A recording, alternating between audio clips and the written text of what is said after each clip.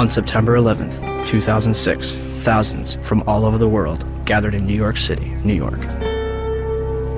They wore black shirts, reading Investigate 9/11, and held banners that read, "Ask questions, demand answers." This day marked the 5th anniversary of the terrorist attacks of September 11th, 2001. Although the 9/11 Commission report had been published over 2 years prior, many Americans and citizens worldwide remained convinced that the truth was being withheld from the public.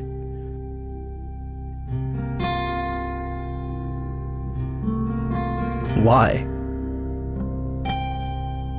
Why was a growing percentage of the world population becoming increasingly skeptical of the events of September 11th? Was it a natural inclination towards believing the worst about the United States government? Or was it a legitimate concern that only grew more powerful with time? The 9/11 Truth Movement includes academics, engineers, physicists, firefighters, intelligence officials, and some of the very people whose lives have been shattered since September 11th. Were they all delirious? You should not be here. No, you've got it all wrong. We're honoring the fallen heroes from 9/11. As are we. No, you're not. No, you are not. I feel so uncomfortable. I'm sorry. That next year, I'm not coming here. Or were they a concerned group of individuals taking the necessary steps to prevent the United States from slipping into its darkest era yet? Was September 11th a surprise attack on America by 19 Islamic terrorists? Or something else entirely?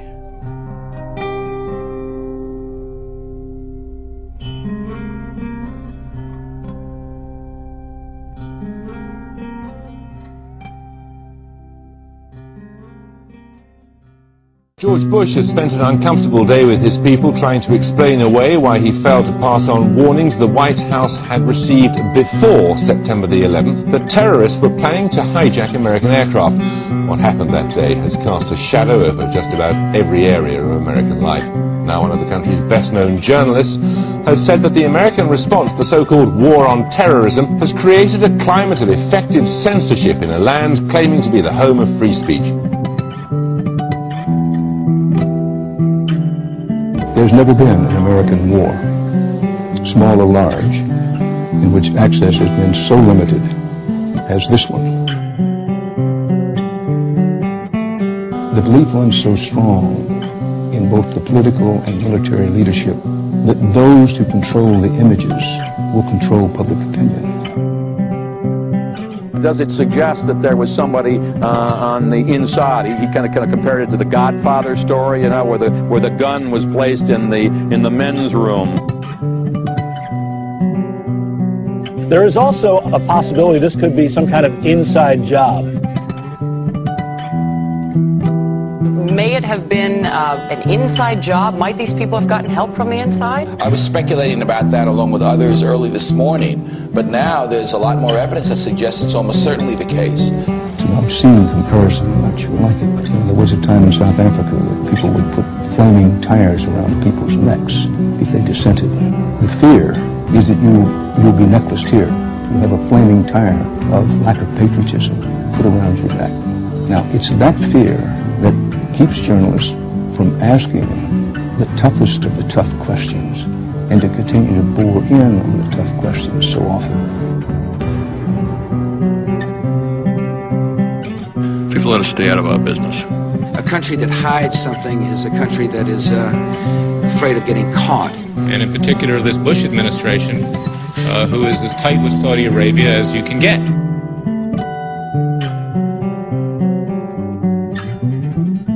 The President's father used to stay with the bin Laden family when he would go to Saudi Arabia.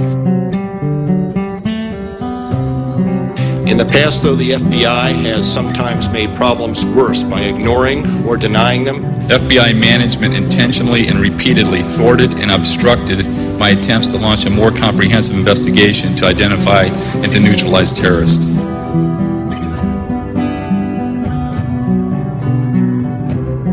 To the families and victims of September 11th. On behalf of John Vincent, Barry Carmody, and myself, we're sorry.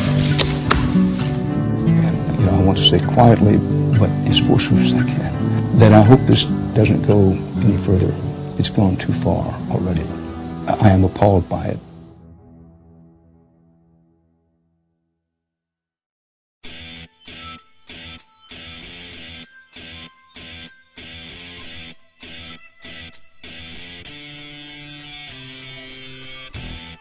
On September 13th, the United States government declares that it has overwhelming evidence that bin Laden is responsible for the attacks.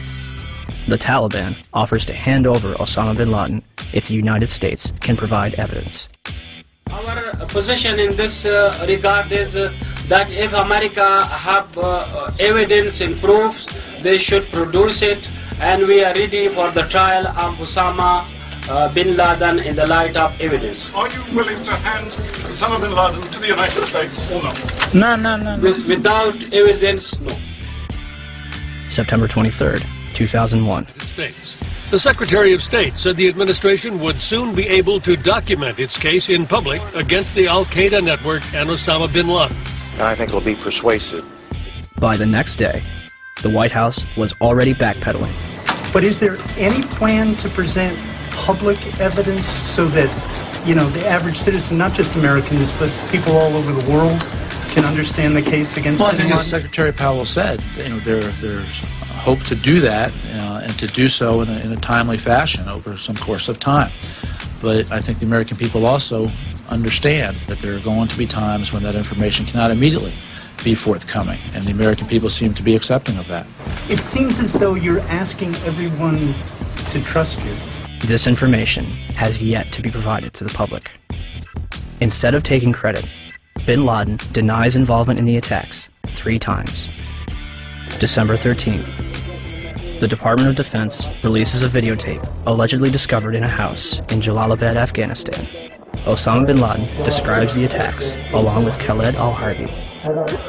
American mainstream media and even President Bush would portray this videotape as absolute proof of his guilt. International establishments question the authenticity of the tape. December 26th, 2001. A Taliban official claims that he has attended the funeral of Osama bin Laden. The next day, a video believed to be recorded on November 19th is broadcast, in which bin Laden praises the attack, but takes no responsibility. The next bin Laden video would not appear until October 29th, 2004, days before the presidential election. The video is described as the clearest claim of responsibility for 9/11. And when questioned why bin Laden's most wanted poster does not indict him for 9/11, the chief of investigative publicity for the FBI, Rex Toome, replied, 9/11 is not mentioned on bin Laden's most wanted poster is because the FBI has no hard evidence connecting Osama bin Laden to 9/11. Clearly, I couldn't really believe what I had just heard, so I repeated it, and he said, yes, that is correct. The FBI has no hard evidence connecting Osama bin Laden to 9/11. What evidence do they have? 2 bags belonging to Muhammad Atta checked in at Portland Airport but failed to make Flight 11 at Boston, containing a 757 video tour and flight manual, an Arab-English dictionary, a handheld flight computer, a Quran, and his will.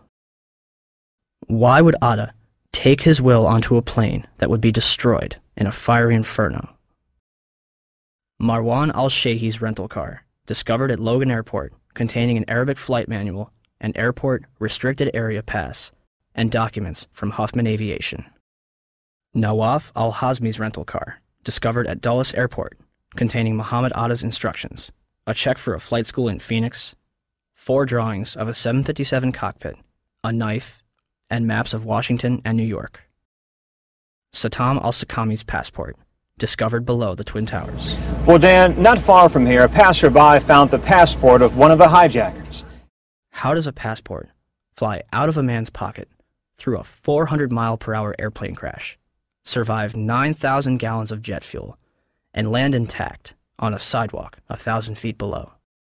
Mahed Maked and Nawaf al-Hazmi's ID cards discovered in the wreckage at the Pentagon. An ID, Saeed al-Ghamdi's passport, Ahmed al-Nami's driver's license, passport photos, and a business card found in Shanksville. The list goes on. A former high-level intelligence official commented to New Yorker magazine, "Whatever trail was left deliberately for the FBI to chase." They used hundreds of different payphones and cell phones, often with prepaid calling cards that are extremely difficult to trace. And they made sure that all the money sent to them to fund their attacks was wired in small amounts to avoid detection. Small amounts? Lieutenant General Mahmoud Ahmed, the director of the Pakistani Inter-Services Intelligence Agency, the ISI, was reported to have wired $100,000 to Muhammad Atta in August 2001. This transfer was facilitated by Saeed Sheikh, the man who allegedly kidnapped and murdered Wall Street Journal reporter Daniel Pearl, who is investigating the ties between the ISI and Islamic militants. And the Pakistanis, of course, if you know your history, have only been a couple of degrees of separation away from the so-called Al-Qaeda hijackers. The ISI has had a long-standing relationship with the Central Intelligence Agency, dating back to the 1980s with the establishment of the Mujahideen in Afghanistan, which would evolve into Al-Qaeda. I focus in on the wire transfer that General Mahmoud Ahmed wired to Muhammad Atta right before 9/11. That's pretty crucial because General Mahmoud Ahmed was actually meeting with key Washington, D.C. insiders, Senator Bob Graham, Porter Goss, the future director of CIA, on the morning of 9/11. And he has a relationship not only with the CIA, but with Dick Armitage at State Department, Mark Grossman at State Department. Yes. Are you aware of the reports at the time that ISI chief was in Washington on September 11 and on September 10th, $100,000 was wired from Pakistan to these groups here in this area? And why he was here? Was meeting with you or anybody in the administration? I have not seen that report, and he was certainly not meeting with me. Yes? In the White House transcript of this exchange, which is delivered to the press, the information about the ISI is censored. Bob Graham and Porter Goss will later co-head a joint inquiry which publicly claims that the Bush administration received absolutely no intelligence that could have prevented the attacks. The meeting begins at 8 a.m. over breakfast at the Capitol building and lasts through Flight 175's impact with the South Tower. During his visit, which began on September 4th, Ahmed would also meet with the present CIA director, George Tenet. A month later, after reports of the transfer between himself and Atta, Mahmoud Ahmed retires from the ISI. The 9/11 Commission report will later conclude that they saw no evidence that any foreign government or foreign government official supplied any funding. The Commission decided not only to omit the information, but to deny it entirely. On 172, page 172 of your report, the 911 report, you state, quote, "The U.S. government has not been able to determine the origin of the money used in the 911 attacks. Ultimately, the question is of little practical significance," end quote. How can you state that the question of who bankrolled the deaths of 3,000 American people on September 11th is, quote, of little practical significance? Because it costs so little money. That's the awful thing about it. It costs less than $500,000. That's why it was so hard to trace. We were able to find pieces of the $500,000, but it came in very small pieces. And you said earlier $500,000 to do the 9/11 operation. Well, we know that $100,000 was wired to Muhammad Atta directly from the head of Pakistani ISI. Well, I'm not aware of $100,000. But the Pakistan, I think, is the most dangerous country in the world. Why was there such a vested interest in covering up the transaction between the ISI and Muhammad Atta? And let's talk about that wire transfer, because Governor Kaine had no basis for denial, because the FBI and the Wall Street Journal confirmed the General Mahmoud Ahmed wire transfer I'm talking about. But the 9/11 Commission deliberately said that funding is not important and assigning blame is not important to them, but it is to us. As if their funding was not suspicious enough, a number of hijackers reportedly trained at U.S. military bases. As hard as this is to believe that two of the alleged terrorists involved in what happened on Tuesday may have attended schools run by the U.S. military. Now, this is according to a senior defense official. Ahmed al-Nami, Ahmed al-Ghamdi, and Saeed al-Ghamdi listed their address on both driver's licenses and car registrations as the Naval Air Station in Pensacola, Florida. Muhammad Atta reportedly graduated from the U.S. International Office School at Maxwell Air Force Base in Alabama. In response to a Freedom of Information Act, Captain Jason Taylor confirmed that a Muhammad Atta trained there between 1998 and 1999, but did not verify if it was the same person.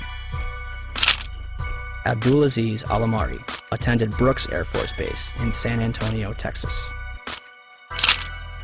Saeed al-Ghamdi and others attended the Defense Language Institute in Monterey, California, as confirmed by Lieutenant Colonel Steve Butler, Vice Chancellor for Student Affairs.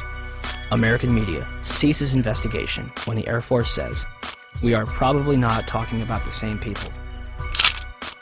Two of the hijackers, Nawaf al-Hazmi and Khalid al-Madar, rented an apartment from and lived with an FBI informant.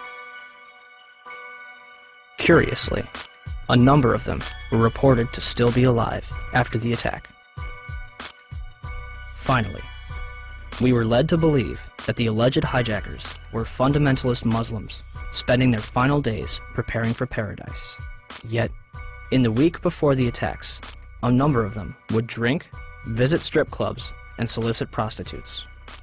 By all accounts, Atta and his cousin kept to themselves, except for last Thursday at this bar in Hollywood, Florida. It's believed both men came in, drank heavily, and then refused to pay the bill. And the guy got like very, very offended, and he said to me, he said, "Oh, I can pay my bill. I'm an airline pilot." And I was like, okay. Mahed Maked is spotted several times at a porn shop. Hamza al-Ghamdi ordered a porno in his hotel on September 10th. The mayor of Paterson, New Jersey, states that they are spotted more at go-go clubs than at mosques. Regardless of their actions, some of the hijackers' presence was known as early as 2000.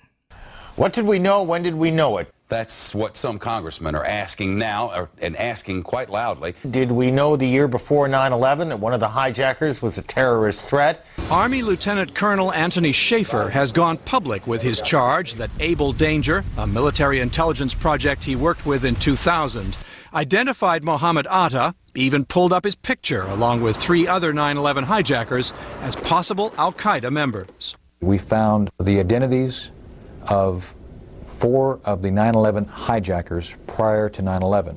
But he says beginning in September 2000, 3 meetings he set up with the FBI were each canceled by military lawyers.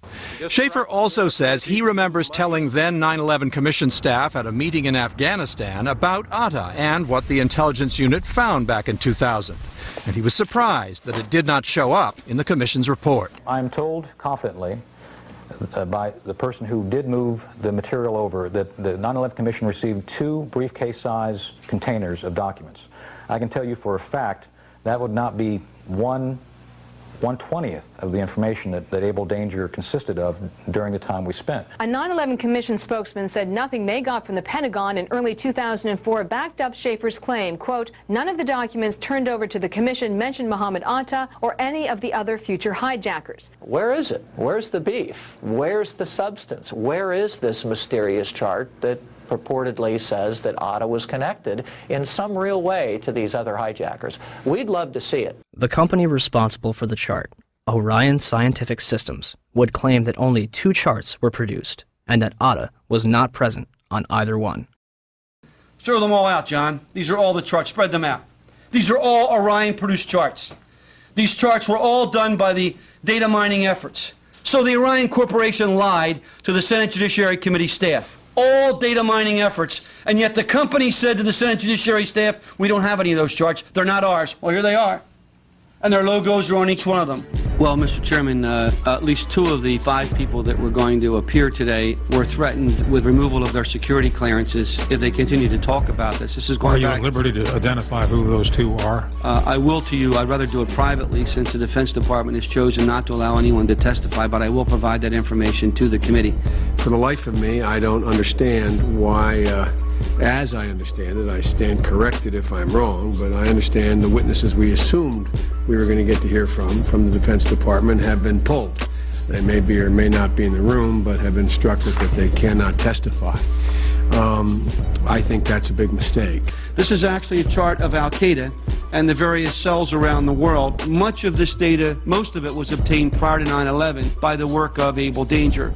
As you see, there is an actual photograph of Muhammad Atta. What does that depict generally? It depicts the organizational and activity associations of Al-Qaeda operatives that were involved in 9/11 and related events. And at the time, if the Commission had looked into this in early 2004, the charts that had Muhammad Atta on it still existed. There was a chart in Mr. Smith's office. There was the chart that still should have been in the Defense Intelligence Agency because it wasn't destroyed within Lieutenant Colonel Schaefer's files until the spring of 2004. The same with the chart that Mr. Smith had. Our support to Able Danger became severely restricted and ultimately shut down due to intelligence oversight concerns. I was supported vigorously by both the LEWA and the INSCOM chain of commands, and we actively worked to overcome this shutdown for the next several months. In the midst of this shutdown, I, along with one of my analysts, Chief Warrant Officer 3 Terry Stevens, were forced to destroy all data, charts, and other analytical products that we had not already passed on to SOCOM related to Able Danger. Another former DoD official will testify today that he was ordered to destroy up to 2.5 terabytes of data.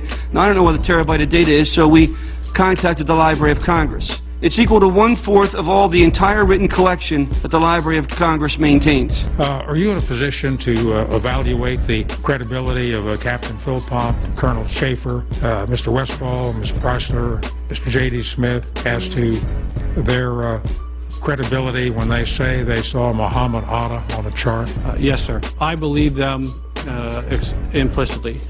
Lieutenant Colonel Tony Schaefer, who was the first member of Able Danger to go public, has now been told in writing by the Defense Intelligence Agency that he can't speak to members of Congress or their staff without prior approval. And now a security clearance, which allowed him to deal with classified information, has been pulled. The congressman says Schaefer has been gagged, punished for speaking up.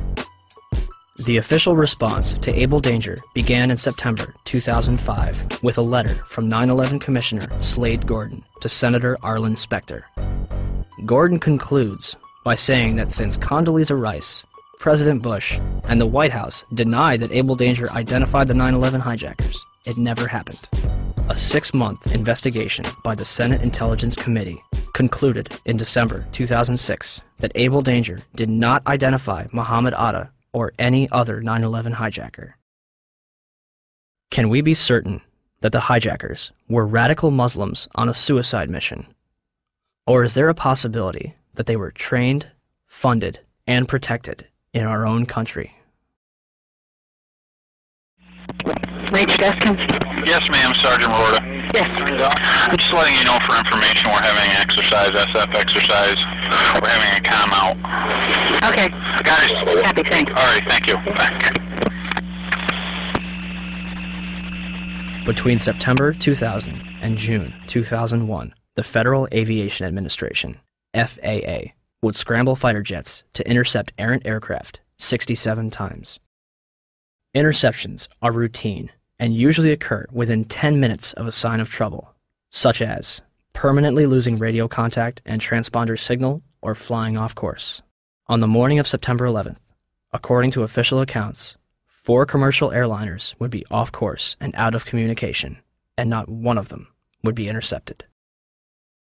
How is it that on 4 separate occasions on one day that $1 trillion military and intelligence infrastructure could fail?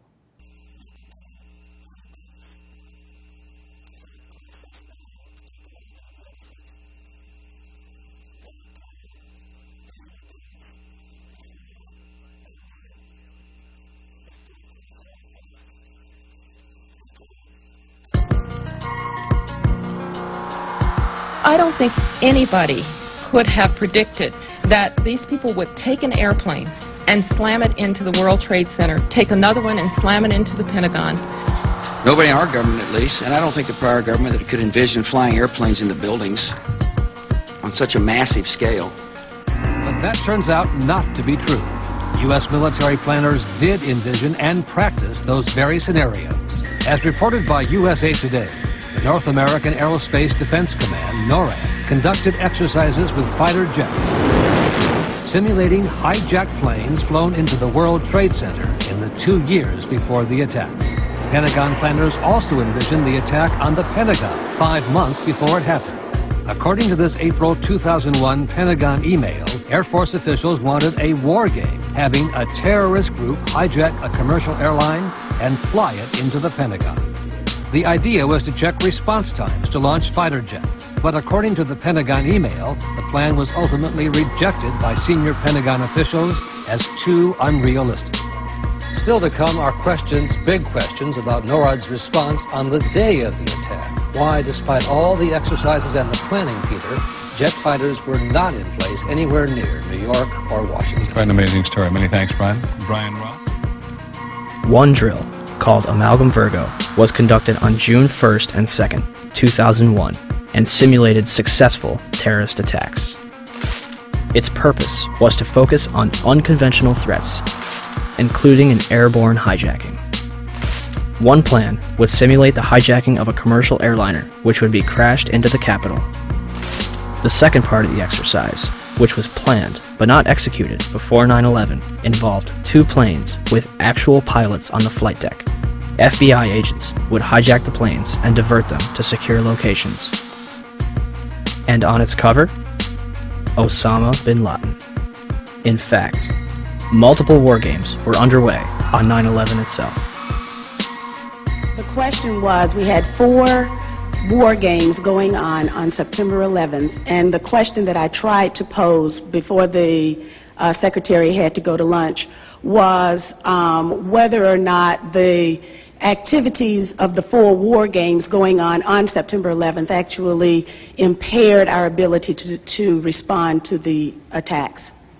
The answer to the question is no, did not impair our response. In fact, General Eberhard, who was then the commander of North American Aerospace Defense Command, as he testified in front of the 9/11 Commission, I believe he told them that it enhanced our ability to respond. There were 2 CPXs. There was 1 Department of Justice exercise that didn't have anything to do with the other 3, and there was an actual operation ongoing because there was some Russian bomber activity up near Alaska. So, did the war games ultimately help or hinder our response? September 11th was day 2 of Vigilant Guardian, an exercise staged by the Joint Chiefs and NORAD, which simulated hijacked planes in the northeastern United States. Vigilant Guardian is a branch of Global Guardian, a mass Armageddon exercise being conducted at Offutt Air Force Base in cooperation with NORAD. Originally scheduled to take place in late October, Global Guardian was moved to September.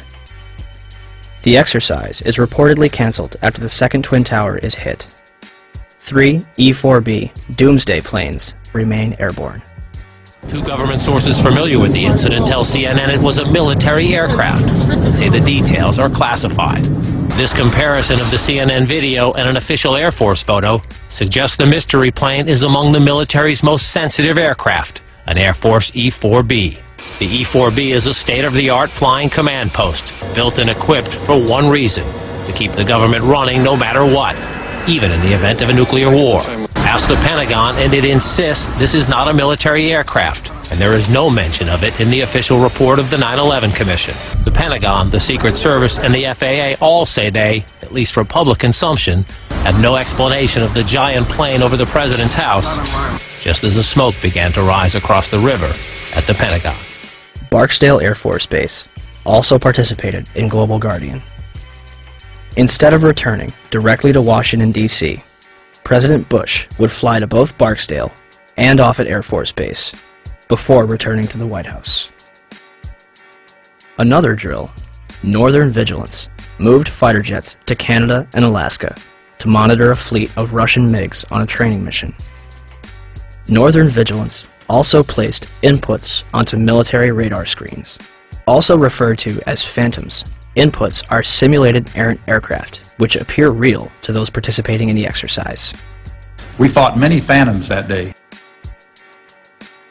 3 F-16s from Andrews Air Force Base, located 15 miles from the Pentagon, are flown 180 nautical miles away for a training mission in North Carolina.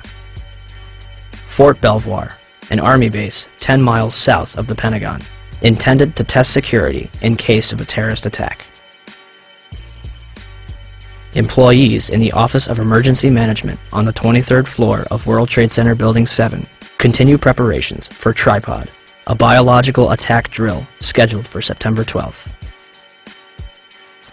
Finally, the National Reconnaissance Office in Virginia begins a drill at 8:45, conducted by a team from the CIA, in which a plane crashes into their building. Also, a number of war games were being conducted that have yet to be fully disclosed. Ask about the war games that were planned for 9/11. Commissioner Gorelick. Could you please be quiet? We have only a few minutes with General Myers. I'd like to ask a question. General Myers, I'm sorry. I would ask, please, people in the audience to be quiet if you want to stay here. Sir, statement. This commission has not answered my questions. I'm walking out. It's a farce. I will. Thank you. So let me get this straight. On the morning of 9/11, the United States is running drills in which hijacked aircraft go in and out of radar. Fighter jets are flown out of the United States, and planes are crashed into buildings. What a coincidence. And in terms of what motivated me to bring all the aircraft down, as you see one thing happen, that's an accident. When you see two of the same thing occur, it's a pattern. But when you see three of the same thing occur, it's a program. And so at that point, I decided to bring all the aircraft down. And so, at 9:45, all airborne planes were forced to land. This order applied to all civilian aircraft. Certain military planes were allowed to remain airborne.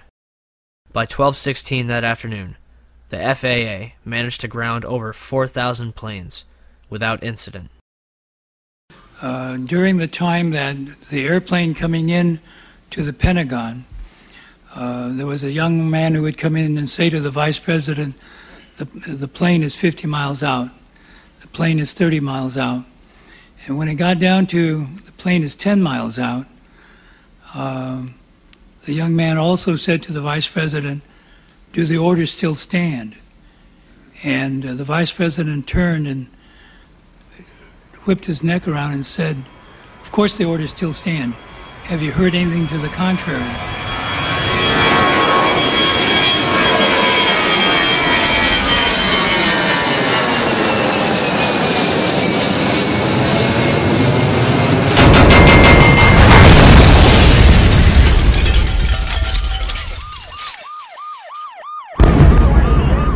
.37, Arlington, Virginia. American Airlines Flight 77 allegedly crashes into the ground floor of the Pentagon. Pentagon authorities will deny that the building had anti-aircraft defense. The FBI arrives within minutes, and the site is declared a federal crime scene, becoming their exclusive responsibility. With the help of civilians, they comb the Pentagon lawn for debris, and within 24 hours, they had confiscated every known video of the attack. Pentagon officials initially denied that any of their cameras captured the event. However, on March 7, 2002, 5 images taken by a security camera from across the heliport are released. For years, these 5 frames were the only public footage of the Pentagon attack. This would change on October 14, 2004, when Scott Bingham would file a Freedom of Information Act lawsuit requesting videotapes that captured the impact of Flight 77. Special Agent Jacqueline McGuire of the FBI located a CD-ROM that contains copies of 2 time-lapse recordings made by security cameras. released on March 16, 2006. A video taken from a Citgo gas station, which is open only to Pentagon employees, released on September 15, 2006. And the Doubletree Hotel in Arlington, Virginia, released on December 7, 2006. Agent McGuire concluded that the FBI possessed 85 videotapes that might be potentially responsive. As of this date, we have no clear images of what happened at the Pentagon on the morning of 9/11. The official story goes as such. American Airlines Flight 77 was taken over by 5 hijackers, led by Hani Hanjour.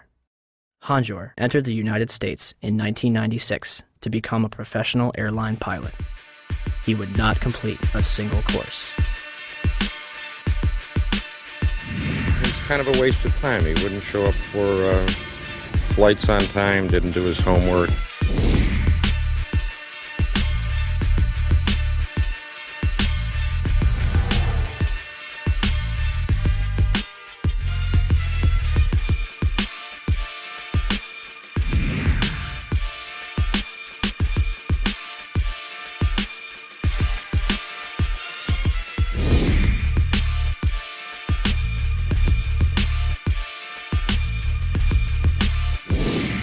Average or below average piloting skills.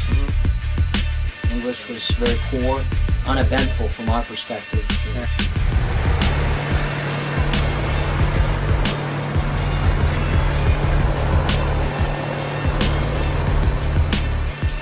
The 9/11 Commission concludes that Hanjour was perhaps the most experienced and highly trained pilot.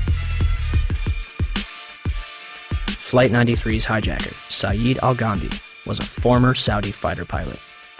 How could Hanjour be more experienced than him? On the morning of 9/11, Hani Hanjour and his 4 accomplices traveled to Dulles International Airport outside of Washington, D.C. They had spent the weeks beforehand at the Valencia Motel in Laurel, Maryland, 6 miles from the National Security Agency. All 5 will set off metal detectors and be subjected to additional screening, yet all of them proceed to board American Airlines Flight 77, which is described by the Washington Post as unusually light on passengers. Out of 188 seats, 64 would be filled. In fact, all 4 planes involved in 9/11 would be at approximately 30% capacity. The hijackers will board alongside Barbara Olson, the wife of Solicitor General Ted Olson, and a number of employees from Boeing, Raytheon, the Department of Defense, Lockheed Martin, American Airlines, the Navy, Army, and other government agencies. The pilots were Officer David Charlebois and Captain Charles Burlingame. Charles Frank Burlingame III, an aeronautical engineer and a graduate of both the Naval Academy and Top Gun Fighter Pilot School, flew F-4 fighter jets and developed anti-terrorism strategies at the Pentagon before retiring in 1989 to take a job at American Airlines. He would remain active in the reserves and anti-terrorism exercises until 1996. His Boeing 757 would be crashed into the very section of the Pentagon he used to work in. The hijackers would have only moments to subdue both Charlebois and Burlingame, remove them from the cockpit, and retain control of the airplane. Yet, the plane is hijacked without incident at 8:51 and makes an unauthorized turn to the south 3 minutes later. No mayday, no hijack code, no sign of struggle. Flight 77 will fly all the way back from the Kentucky-Ohio border, coasting for another 43 minutes against its flight path before crashing into the Pentagon without any military interception. Had Hani Hanjour wanted to inflict maximum damage, all he had to do was continue his trajectory and nose down into the roof of the Pentagon. Instead, he begins a complicated 330-degree turn, dropping 7,000 feet and exposing himself for an additional 3 minutes while executing a maneuver described by experienced pilots as nearly impossible, requiring professional expertise. In essence, an amateur pilot considered a waste of resources by instructors who was unable to control a small Cessna in August 2001, executed this nearly impossible maneuver in a 757 with skilled precision a month later. Todd Lewis is working radar at Dulles Airport. One of my colleagues saw a target moving from the northwest to the southeast. And it was just a countdown, 10 miles west. And she notified the supervisor. 9 miles west. But nobody knew that was a commercial flight at the time. Nobody knew that was American 77. What did you think? It was a military flight of some kind? I thought it was a military flight. I thought that Langley had scrambled some fighters and... It was almost a sense of relief. This must be a fighter. Maybe one of them got up there. It was really moving fast. It was moving very fast, like a military aircraft might move at a low altitude. This must be one of our guys, sent in, scrambled to patrol our capital. The 757 will descend over Columbia Pike, flying adjacent to the Sheraton Hotel, Virginia Department of Transportation, Navy Annex, and fly past the Citgo gas station before crossing Washington Boulevard. 5 light poles are knocked out of the ground. One reportedly strikes a Washington, D.C. taxi driven by Lloyd England. Flight 77 manages to hit the only section that was reinforced to withstand a terrorist attack, including reinforced steel and blast-resistant Kevlar windows an 1.5 inches thick. The renovation, planning for which had begun in 1991, was only days away from completion.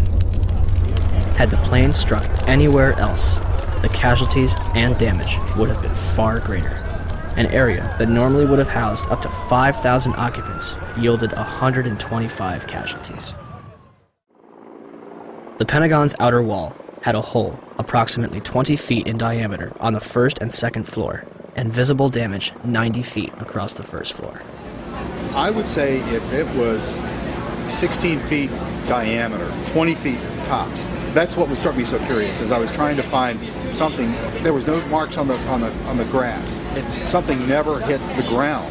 It didn't hit the heliport. I mean, it was a precision or awfully lucky hit. I mean, I don't know how it didn't bounce. I don't know how it hit directly in the side of the building without touching the ground, going as fast as it obviously was going. But I can't believe the thing is more than a garage door. And again, the classic airplane crash has wreckage. I mean, they found axles from the Ryder truck in Oklahoma City. I can't believe they can't find an engine. Opinions differ at this point. People that believe a 757 hit the Pentagon, and people that don't. Those that believe a 757 did hit are fueled by the damage path,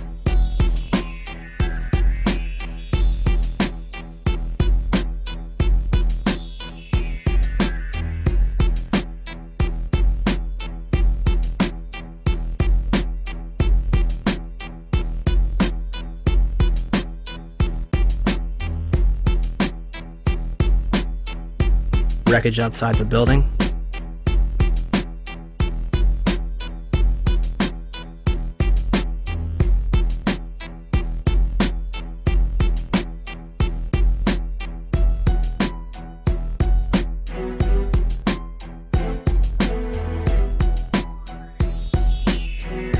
and eyewitness testimony.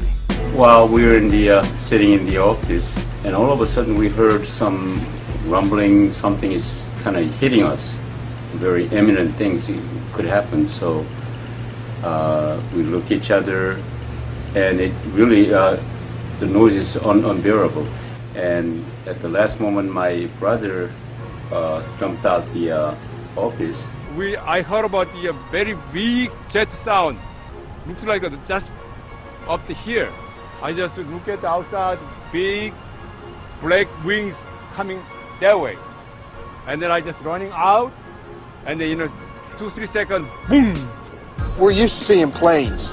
Maybe a 20-passenger corporate jet, no markings on the side. I saw a plane going down, big plane, commercial liner type. And I saw this jet coming in, and it was really low, and it was an American Airlines jet. You could read the AA on the side, silver fuselage. This particular plane was awful low, and as we were coming down on a 395, it came across in front of us, and it was low. Coming in at a shallow angle like it was landing right into the side of the Pentagon. It just happened. It was really amazing. huge explosion. So you actually saw the plane impact the side of the building? Yes, I did. Just one plane? Just one plane. I basically made a turn too early and ended up right in front of the Pentagon on Route 27, which goes just, I didn't even know it was the Pentagon. I mean, I've grown up in this area, but I just am basically never over there. Besides, you can't really tell it's five-sided anyway, so I didn't even know it was a Pentagon. But I was just in traffic. My main focus was that I was late for this service, and we were stuck in totally standstill traffic, just sitting dead still on the highway. And basically, without warning, there was just the sensation of something coming over the top of us. It seems the plane was so low that it hit a light pole that was just on the edge of the highway, on the far side there. Before it came over the highway, it clipped this pole, which I heard ended up being knocked over and hitting a taxi, which was near my car. Okay, my name is Lloyd England. 9/11, I was driving my car on my way home. This airplane flew over top of my car. It was real close. Something, glass, a loud noise happened, and the pole came through the dashboard, right through the car. I stopped the car in the middle of the street. It didn't stop straight, it stopped at an angle. As far as the plane went through, it didn't come back in until I stopped the car and got out. Then I looked for the plane. There was no plane, but it was quiet. If had nobody seemed to have indicated where something happened, I wouldn't have known. And I was there. I mean, I'm there. The plane, the wing spread would have been from that house, maybe halfway in my house. And the big wing, the big motors underneath of them. And nothing was left out? Those that think a 757 did not hit are fueled by the damage to the building and lack of large structural debris outside. Particularly, the lack of damage from the wings and vertical stabilizer, and the fact that those objects, as well as the engines, were never fully recovered. Is there anything left of the aircraft at all?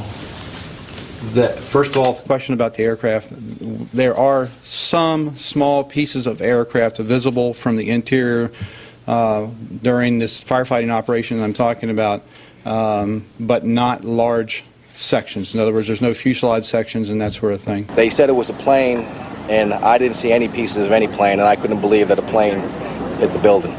There are numerous parts to a 757 that are virtually indestructible.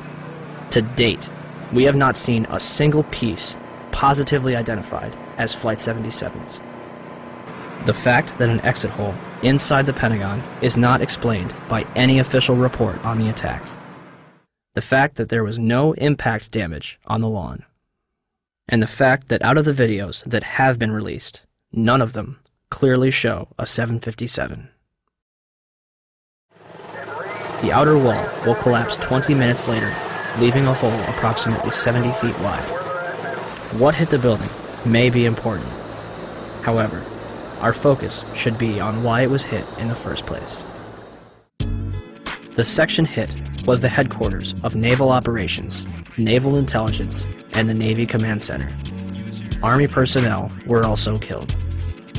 A number of accountants and budget analysts were also present at the time and killed in the attack. The Arlington County After Action Report states that important budget information was in the damaged area. It's interesting that 24 hours prior, Donald Rumsfeld publicly made this announcement. According to some estimates, we cannot track $2.3 trillion in transactions. According to the 9/11 Commission report, the military was unprepared for the transformation of commercial aircraft into weapons of mass destruction. Counterterrorism forecaster Marvin Citron authored a report in 1994 for the Department of Defense, warning of Washington's vulnerability to terrorist attack. We predicted a plane could have crashed into the Pentagon. That's about as specific as you can be. If you made a right turn at the Washington Monument, you could hit the Pentagon. A left turn, you could hit the White House. Back on October 24th, 2000, the Pentagon conducted MASCAL, a mass casualty exercise which simulated the impact of a Boeing 757 into the building. I'm very curious, and as time goes by, it gets you more curious as you have time to dwell on the details and all the information that's becoming available. I can't drive my car that well, but I can't imagine somebody just climbing behind the wheel of an airplane and doing what they did and doing it so well. Basically, it was the strangest day I've ever spent in my entire life. It was like in slow motion. I get chills every time I hear the audio. Physically, I swear I get chills every time I watch the video. I can feel the heat. I can smell the fuel, or I can smell the burning. There's been a lot of curiosity, I think, in time, and even for me who was there. I still have questions of, did I really see what I think I saw? You know, when you're led to believe and you think you believe what you think you saw, I think that you begin to buy into it. But the more you dwell on it and the more the evidence comes forward, the questions get larger and larger and larger. I'd like some conclusion. I mean, I'm sure the families would, and I'm sure the military knows a lot more than we do in the government. But I'm just astounded that they don't share more of the information that's available. If the government was 100% forthcoming and wanted to squelch any doubt as to what happened, why have they controlled the evidence so strongly? Why is there no positive identification of Flight 77? Why, when Vice President Dick Cheney was aware of an incoming aircraft up to 50 miles away, were employees allowed to remain in the building? Had a single alarm gone off inside the Pentagon, 125 people would be alive today, and hundreds more would not be suffering. And when it got down to the plane is 10 miles out, the young man also said to the Vice President, "Do the orders still stand?" And the Vice President turned and whipped his neck around and said, "Of course the orders still stand. Have you heard anything to the contrary?" Norman Minetta's testimony would be completely unreported by the 9/11 Commission. It would also be censored from the online archives of Commission hearings. A spokesperson from the National Archive claimed that it was a technical snafu. The 9/11 Commission will later conclude that Vice President Dick Cheney did not reach the bunker until 9:58. My main concern is that in your testimony, you stated that Vice President Dick Cheney came into the POEC office at 9:20 when you arrived, and he was already there. He's gone in front of Meet the Press, and he said that he was there at 9:38. They did that because they'd received a report that an airplane was headed for the White House. This is Flight 77, which had left Dulles. Flight 77. It left Dulles, as best we can tell, they came initially at the White House. The plane actually circled the White House? Didn't circle it, but was headed on a track into it. Tracking it by radar. And when it entered the danger zone and looked like it was headed for the White House was when they grabbed me and evacuated me to the basement. The plane obviously didn't hit the White House, turned away and we think flew a circle and came back in and then hit the Pentagon. Yeah, the 9/11 Commission report puts in there at 9:58 that morning. 9:58? Yeah, I don't know if you got a chance to read it, but it puts in half an hour later. So I don't mean to ask a rhetorical question, but to the best of your recollection, was Vice President Dick Cheney already there at 9:20? The flight you're referring to is the flight that came into the Pentagon. This was before Flight 77. Before American Airlines went into the Pentagon. Yeah. Norm Mineta was in the bunker with Cheney, and so the fact that that wasn't in the 9/11 Commission report was rather odd, don't you think? Yeah. Who was that young man? Did anybody ask who that young man was? How could Dick Cheney, or anyone in the administration, especially after an aide warned him a plane was 50 miles out and 2 planes had already struck the World Trade Center, allow the Pentagon to be struck? You know, am I prepared to believe that Dick Cheney would be capable of knowing about this kind of attack on the Pentagon, for example, and allowing it to happen? Well, from what I know about Dick Cheney, yeah.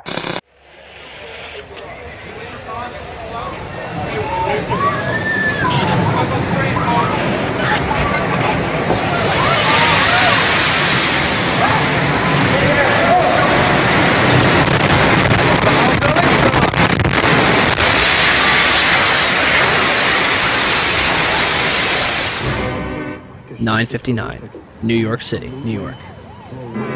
The South Tower of the World Trade Center, 110 stories tall, collapses to the ground in approximately 10 seconds.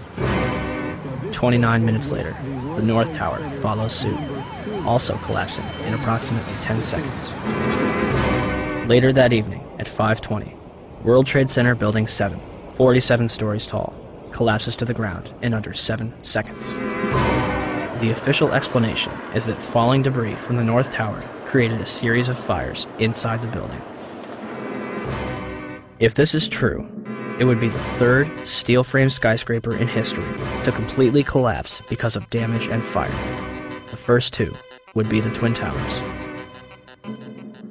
February 23rd, 1991. One Meridian Plaza, a 38-story skyscraper in Philadelphia, burned for 18 hours across 8 floors. It is later described by officials as the most significant fire of the century. It did not collapse. October 17, 2004. A 56-story skyscraper in Caracas, Venezuela, built in 1976, burned for over 17 hours and spread across 26 floors. It did not collapse. February 13th, 1975. A 3-alarm fire broke out between the 9th and 14th floors of the North Tower. No one died. The building was unoccupied. The fire began in an electrical wiring closet on the 11th floor. There should have been fire stops to prevent it from spreading, but there weren't. The fire spread to 6 other floors. Even without a sprinkling system, fire department officials and building officials here say that there's no chance the World Trade Center could become a type of towering inferno. The fire is so intense, it leads to the installation of sprinkler systems, which would come in handy on May 19th, 1975, when 7 fires strike the complex. The South Tower had garbage fires dispersed between the 25th and 36th floor, and the North Tower had a fire on the 11th floor. 6 of the fires were minor, but the 7th on the 32nd floor of the South Tower caused heavy damage. Guess what? They did not collapse. September 11th, 2001. 2 110-story skyscrapers, completed in 1973, burned for 56 minutes over 8 floors and 103 minutes over 5 floors, respectively, before collapsing completely to the ground. Some argue that this was due to the construction of the Twin Towers. The Twin Towers were composed of 200,000 tons of steel and 425,000 cubic yards of concrete. The core of each tower was a rectangular pillar 87 by 133 feet, comprised of 47 steel box columns ranging from 36 by 16 to 52 by 22 inches. The North Tower was completed in 1970, standing at 1,368 feet tall, and the South Tower was completed in 1973, reaching 1,362 feet tall, making them the tallest buildings in the world at the time. They were designed to withstand multiple impacts from a Boeing 707, the largest aircraft at its time. An analysis released in 1964 claims that the buildings were investigated and found to be safe in an assumed collision with a 707 traveling at 600 miles per hour. Such collision would result in only local damage which could not cause collapse or substantial damage to the building. A 707 has 4 engines instead of 2, and its cruise speed is 607 miles per hour. The Boeing 767s that struck the North and South Tower were traveling at 440 and 540 miles per hour, respectively.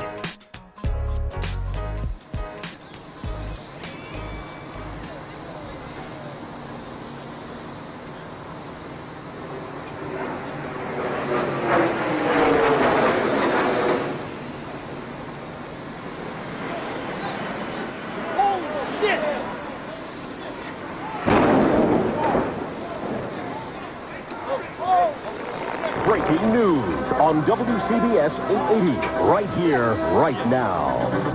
I believe if we can get in touch with him, we have a witness who saw what happened at the World Trade Center. This apparently was a commuter plane that smashed into it with such force that the windows of the Pick-a-Bagel smashed with a big bang. Everybody was very frightened. Did you manage to see what kind of plane it was? I couldn't tell. It was a smaller plane. It looked like a smaller plane, but I couldn't tell. Not I'm not really sure.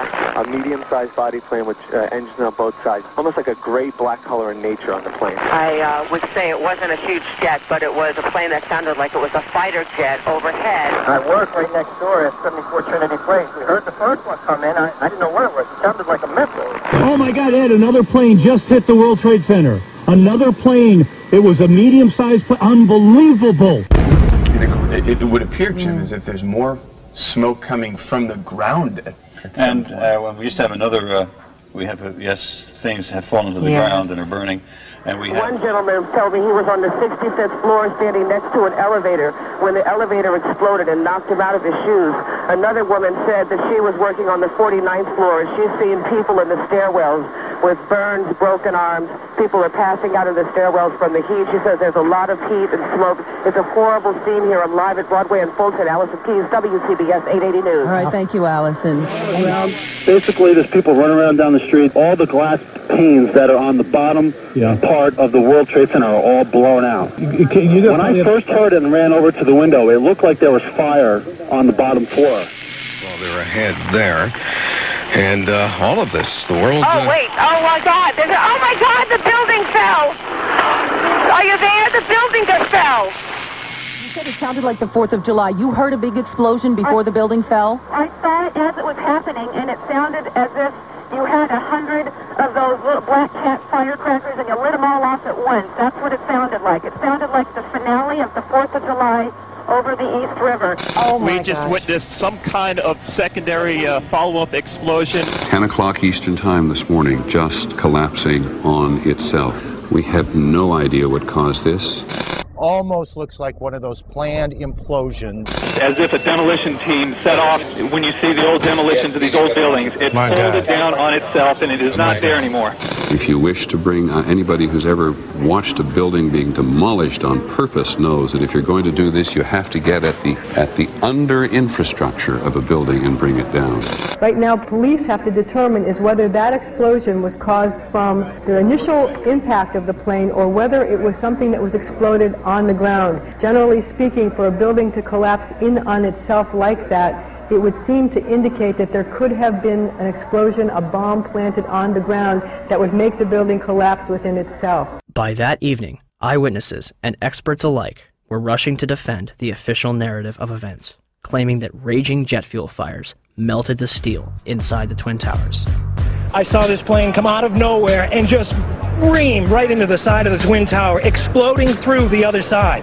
And then I witnessed both towers collapse, one first and then the second, mostly due to structural failure because the fire was just too intense. When one of those airplanes crashed into one of the towers, it was the equivalent of a 6-point earthquake. Marlene Davis is the Dean of Architecture at the University of Tennessee. She calls the 110-story tall twin tower tube structures. That means there are no internal columns holding it up. You know, when we saw this yesterday, people said, oh my goodness, there was a bomb on there. There must have been a bomb that collapsed. Must have been a bomb below. Right, that finished the job. Well, it turns out we heard from experts who said that, you know what, the fire on those floors, probably 1,500 degrees. Steel can only withstand so much because the steel structure that holds the building up was on the outside, and essentially the building started to melt and it gave way and it toppled. Engineers suspect the temperatures inside the crash areas could have quickly reached well over 1,000 degrees, perhaps approaching 2,000 degrees, beyond the melting point of any steel. They were not designed, perhaps, to take a direct strike from something the size of a 737 or an Airbus, perhaps fully loaded with fuel. Steel will melt. Physics professor and explosives expert Van Romero. Even if there was no secondary explosives in the building, hitting the having the airplane hit the building where it did, a large amount of weight above the damaged location, that damaged location being further damaged by the fire, that structure could no longer support the weight above it, and the collapse ensues. Numerous individuals, including some of the architects themselves, would claim that plane crashes were never taken into consideration and that the building was doomed to failure. Hyman Brown was the project engineer on the Twin Towers, the man on the ground in charge of making sure the buildings were built right, the way it was designed. Structural steel is fireproof to last between 1 and 2 hours, which it did, and then steel melts. Each tower was built around a central core. That core kept the building up, supporting the tower's so-called dead weight. But when steel melts, according to Brown, like dominoes, it falls. Brown says the towers were built to withstand 200-mile-an-hour hurricanes, the 100-year storm, the worst nature could dish out. But he says an airplane crash never entered anyone's mind. However, that's not entirely true. Yet the impact of the planes alone did not cause that failure. In fact, tall building designers try to anticipate air accidents. Marc Loiseau is president of a company called Controlled Demolition. When this structure was designed, it was designed, to the best of my understanding, to take the impact of what was then the state-of-the-art airplane being used in our country, the Boeing 707.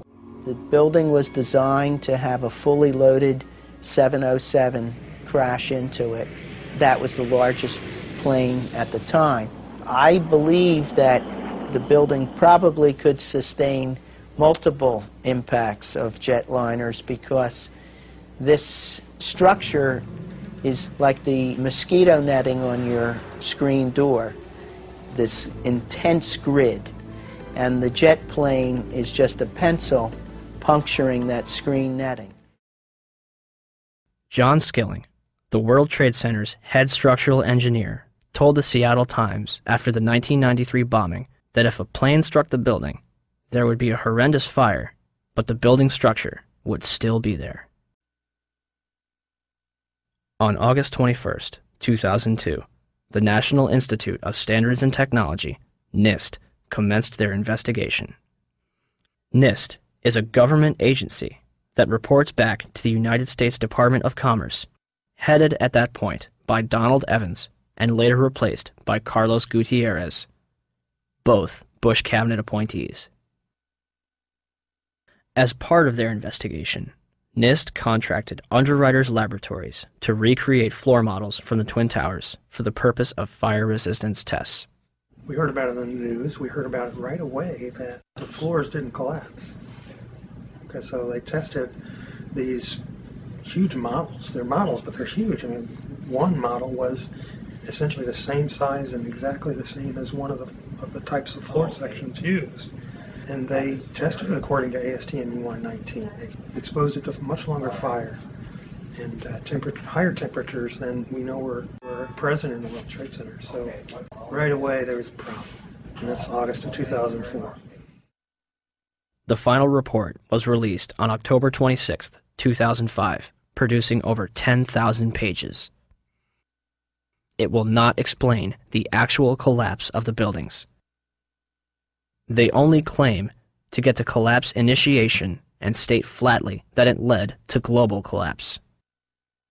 The report, admittedly, does not actually include the structural behavior of the tower after the conditions for initiation were reached and collapse became inevitable. We were charged with finding out the cause of the collapse, and we found what happened. I think we've scientifically demonstrated what was required to initiate the collapse. Once the collapse initiated, the video evidence is rather clear. It was not stopped by the floors below, so there was no calculation that we did to demonstrate that, what is clear from the videos. NIST concludes that they found no evidence suggesting that the World Trade Center towers were brought down by controlled demolition. Where would people get an idea like that? 1. Except for material that was blown outwards, the Twin Towers collapsed into their own footprint symmetrically at nearly free-fall speeds. Newton's laws of motion determine how long it takes an object to travel a certain distance in complete freefall.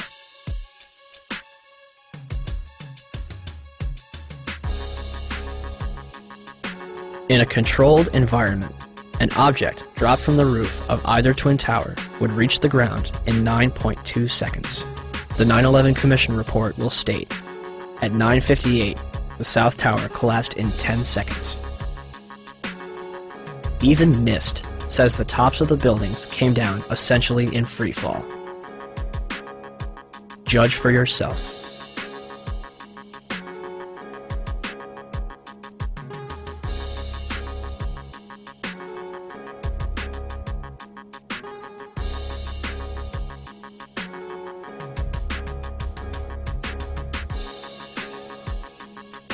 and our conclusion is that the building should not have fallen that rapidly if indeed fire caused the collapse. And in fact, there's one mechanical engineer, Gordon Ross, in the Journal of 911 Studies, who's done a thorough analysis based on conservation of momentum. If the official story was correct, then the heating that was supposed to cause the failure would have been a much slower event, and it would have been an asymmetric event. For the tower to collapse straight down onto itself flies in the face of what we know about steel and how steel behaves. When we have a failure in one area, then the failures tend to continue within that area, and you see an asymmetric collapse, possibly the upper section falling off as it twisting away from the tower and falling off. But it's very unusual to see the upper section falling straight through the path of the greatest resistance, which was straight down through the middle of the tower. It just does not add up. 2. Molten metal exceeding 2,000 degrees Fahrenheit was discovered in the rubble of Ground Zero, underneath the Twin Towers and Building 7. Even with heavy rain on September 14th and 21st, a constant stream of fire retardants and water, described as creating a giant lake, these fires would not be extinguished until December 13th, 2001, making it the longest burning structural fire in history. Was the jet fuel responsible? Dr. Frank Gale, who was working with NIST, claimed in 2005. Your gut reaction would be that the jet fuel melted the steel. Indeed, it did not. The steel did not melt. The temperatures that we know existed within the collapse, within the debris pile, are physically impossible from an atmospheric jet fuel fire. Cannot be done. I'm curious about the pool of molten steel that was found in the bottom of the towers. I am too. And please tell me about it. Have you seen it? Well, not personally, but eyewitnesses there found huge poles of molten steel beneath the towers, and some scientists don't think that the collapse of the building could have melted all that steel. First of all, let's go back to your basic premise that there was a pool of molten steel. I know of absolutely nobody, and no eyewitness who said so, nobody who's produced it. I was on the site, I was on the steel yards, so I don't know that that's so. You'd get down below and you'd see molten steel running down the channel rails. Like you're in a foundry. Yeah, like lava. Like it was lava from a volcano. Underground, it was still so hot that molten metal dripped down the sides of a wall from Building 6. However, they do hit hot spots occasionally, and everything stops. There were fires of 2,000 degrees Fahrenheit below the ground. I don't know that that's so. There's video of it. Melted around 2,600 degrees Fahrenheit. I think it's probably pretty difficult to get that kind of temperatures in a fire. Well, NASA pictures, thermal images showed those sorts of temperatures in the basement. Would you send them to me? Okay. My name is Mark, and I'm the individual who was questioning Dr. Gross, and he asked me to email to him those thermal images. When I approached him after his talk to get his email address for that purpose, he refused to provide it to me. I think this is important because it reveals the attitude of the NIST investigators, which is one of willful ignorance of what really happened on 9/11. As well as the molten metal in the debris, it was also observed prior to the South Tower's collapse.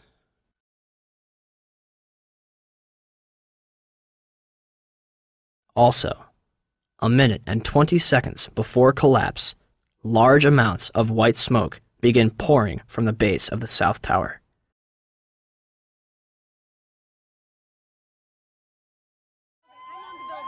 Three, the concrete, and in fact, virtually everything except the metal inside the Twin Towers was pulverized as the building collapsed.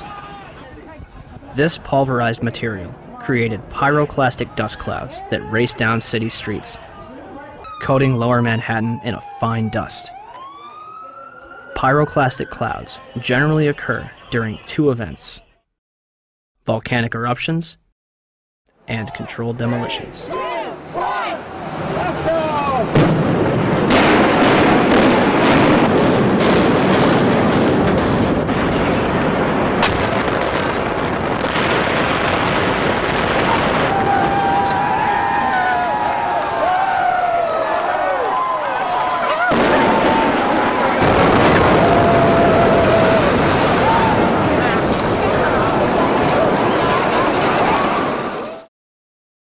4. Steel beams weighing up to 200,000 pounds were thrown laterally up to 500 feet. A cross-section from the World Trade Center weighing approximately 300 tons was embedded in the southeastern corner of the American Express building. This piece would have had to travel at least 390 feet, maintaining enough kinetic energy to embed itself in the corner of the building. What we should have seen in the debris pile was a pyramidal shape. If it had been a gravity-driven collapse, we would have seen a roughly pyramidal shape or a conic shape. What we actually did see was a massive ejection of dust and debris and large sections of steel from well away from the towers, tens of metres away from the towers. That's hard it's hard to see a reason for that within a gravity-driven collapse. 5. Firefighters and eyewitnesses reported a series of explosions before and during the collapses. And we heard the noise associated with an implosion. Secondary explosion on Tower 2. Some sort of explosive device. We're obviously having a bit of trouble right now maintaining our location because we just heard one more explosion. There was another major explosion. Do you know anything about those extra explosions we heard? No, I do not. Were they car bombs? I have no idea, ma'am. The street shook, and I heard like an explosion. Do you know if it was an explosion or if it was a building collapse? To me, it sounded like an explosion. We heard a very loud blast, an explosion. They were taking photographs and securing this area just prior to that huge explosion that we all heard and felt. Not clear now is why this explosion took place. When there was some sort of collapse or explosion. From street level, as though it had exploded up, a giant rolling ball of flame, and the firefighters screamed, "Run!" It was this blast of warm air. It wasn't hot. It was warm. And it picked me up and threw me up against the wall of the building. You were picked up off the ground. Physically picked up off the ground. I remember an explosion. At that point, I got knocked out. I don't remember anything. Then I got up, and I looked out the window because the windows exploded, and the street below caved in. And at that point, there was like fireballs coming up. An hour later than that, we had that big explosion from much, much lower. I don't know what on earth caused that. About 15 minutes after they made their entry, we heard a boom. I don't know if that was the infrastructure that was going or another explosion. Again, there has been a second explosion. John, just seconds ago there was a huge explosion, and it appears right now the second World Trade Tower has just collapsed. All of a sudden I heard rumbling and we all started running away from it. The glass blew out and threw me onto the sidewalk, and I couldn't see for 20 seconds. It was like holy hell coming down them stairs. And then when we finally got to the bottom, they were coming out on the mezzanine level there. And another explosion came right from it because everyone flying. We stuck on the stairs for a while. We finally got down to the lobby. Then we get to the lobby, it was this big explosion. So I was real lucky. I don't know what happened to the people behind me when that blast occurred. And it was actually on the 78th floor of the second tower, and was evacuating the tower, and experienced all these explosions and made his way back down.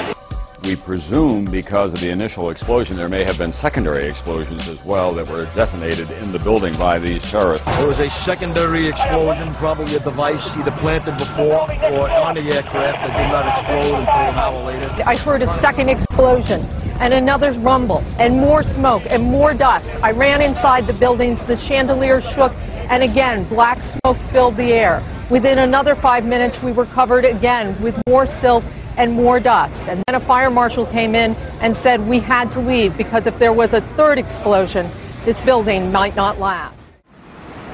Eyewitnesses also reported that explosions had taken place in lower levels of both the North and South Tower. They were having coffee in the World Trade Center when the first plane struck. And all of a sudden it sounded like, I don't know where the subway is, but it sounded like a subway collision, a bomb, and it was just pounding, boom, boom, boom, and I literally thought the subway had exploded. And the ladies that are with me were in the World Trade Center in the first building and escaped through the lobby where they report they believe there was a bomb in the lobby. Just get out of the tunnel and the blue. The subway tunnel? Yeah. Yes, I was right there. I was down in the basement, came down, all of a sudden the elevator blew up, smoke. I dragged the guy out, his skin was hanging off, and I dragged him out, and I helped him out to the ambulance. And when I got up to the concourse level, it was just like you know, like gunfire, and then just 3 big explosions. And even the turnstile was burnt and was sticking up, and they just told us to run. I heard the first explosion, and the elevator blew up. And as we were coming out, we passed the lobby. There was no lobby. So I believe the bomb hit the lobby first, and a couple of seconds then the first plane hit.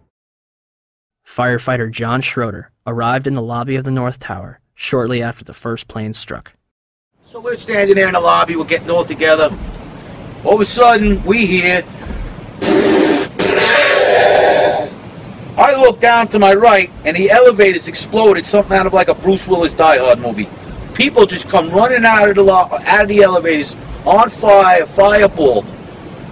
I mean, it was like, what is going on here? There's something's up here. I mean, the plane's up there, now there's fire down here. People run around all on fire. This is crazy. So we were heading up to the 24th floor of the stairwell, and all of a sudden we heard, Mayday, Mayday, second plane, second plane. Swift, we're looking at each other like, come on, second plane? There's no way there's a second plane. Within seconds, our building got rocked. We got bounced around in the stairwell like pinballs, man. And we just said, you know what, time to go. We got down to the lobby, and everything was blown out, exploded, everything was... And we were the only ones in the lobby now. We're going, wait a second here. Where is everybody? Because the building was coming down the outside. They moved the command post to World Trade Center, too. So now we're like, we didn't get no, where is everybody? We were in the lobby. It looks like everything was exploded, everything was gone. We're like, what is going on here? We didn't know. We were like, this is crazy. But for every window in the lobby to be exploded, I mean, them windows were like as thick as forget it. They were 2-3 inch glasses. You know, come on. They exploded out of the lobby. You know, something. It wasn't from the jet fuel. No way. The elevators exploded. They were down from the lobby. The lobby was over here. That should never have happened. Something would happen there, and that wasn't. We came down. It looked like a bomb went off in the lobby. There was no fire. It just looked like a bomb went off. So, how was the largest and most puzzling architectural failure in history treated? The steel from the World Trade Center was mostly shipped overseas, eliminating any possibility of independent investigations. New York City's Department of Design and Construction contracted 4 companies for debris removal. Each was assigned a specific zone and controlled and monitored by a 3-person team. The operation was so controlled that in November, each dump truck used for removal of debris was fitted with a GPS locator. One driver took an extended lunch break and was dismissed from the job. By April 2002, over 185,000 tons of debris had been removed from Ground Zero. FEMA's Building Performance Assessment Team was not even granted access to Ground Zero. They were granted a tour of the site in early October, but were forbidden from collecting samples or examining blueprints. Out of hundreds of thousands of pieces of steel, 150 were preserved at Fresh Kills landfill, from where FEMA conducted its investigation. When the Twin Towers came down, they released over 500 tons of pulverized asbestos into Lower Manhattan, along with lead, barium, mercury, chromium, copper, and several other toxic chemicals. 425,000 cubic yards of concrete is pulverized. 600,000 square feet of glass is turned into dust. During the World Trade Center's construction, spray-on fireproofing comprised of concrete and asbestos was placed on the core columns. When asbestos was outlawed in 1971, they ceased this procedure at the 64th floor of the South Tower. The Port Authority eventually realized that the asbestos presented a problem, and demolition was not an option. In 1989, the Port Authority estimated the removal of asbestos from both the World Trade Center and LaGuardia Airport would have cost up to $1 billion. By 2001, the cost for the World Trade Center buildings alone would have met or exceeded $1 billion. This money would sadly not be needed. Although it was clear that the air was not safe to breathe, the public was urged to return to Lower Manhattan. Wall Street opened back up on September 17th, and children were allowed to go back to school. Firefighters, police, and rescue workers were allowed to toil in lethal conditions using paper masks from Home Depot, while government officials walked around in hazmat suits. My name is John Field. I was hurt at Ground Zero during the cleanup. Wow, you know, I was only there for 5 days before I was horribly injured, and I mean horribly injured. Leading up to that day, every day I was there, I complained that it was an unsafe workplace. Someone's going to get hurt. It just happened to be me. But I let everybody know that someone would get hurt. I was there for 5.5 days. Nobody told me to wear a mask once. Nobody gave a shit when that piece of steel altered my life. But like the thousands that are suffering and sick, I didn't roll over and play dead. And I know human life takes a backseat to the almighty dollar, and that's what makes this country roll and run, is the almighty dollar. But you guys somewhere along the line lost your credibility with me. The Environmental Protection Agency, under direct orders from the White House, told New Yorkers that the air was safe to breathe. The administrator at the time, Christine Whitman, issued an internal memo on September 12th, declaring that all statements to the media should be cleared through the National Security Council before they are released. So what happened? The White House changed EPA press releases to add reassuring statements and delete cautionary ones. September 13th, the EPA draft release, never released to the public, says EPA testing terrorized sites for environmental hazards. The White House changes that to EPA reassures public about environmental hazards. September 16th, the EPA draft says recent samples of dust on Water Street show higher levels of asbestos. The White House version, new samples confirm ambient air quality meets OSHA standards and is not a cause for public concern. And the White House leaves out entirely this warning, that air samples raise concerns for cleanup workers and office workers near Water Street. Why all these changes? We were told that a desire to reopen Wall Street and national security concerns were the reasons for changing the press releases. Christy Todd Whitman should be in jail for manslaughter. Christy, go to jail. Do not piss. Go. Just go to jail. Lock yourself up.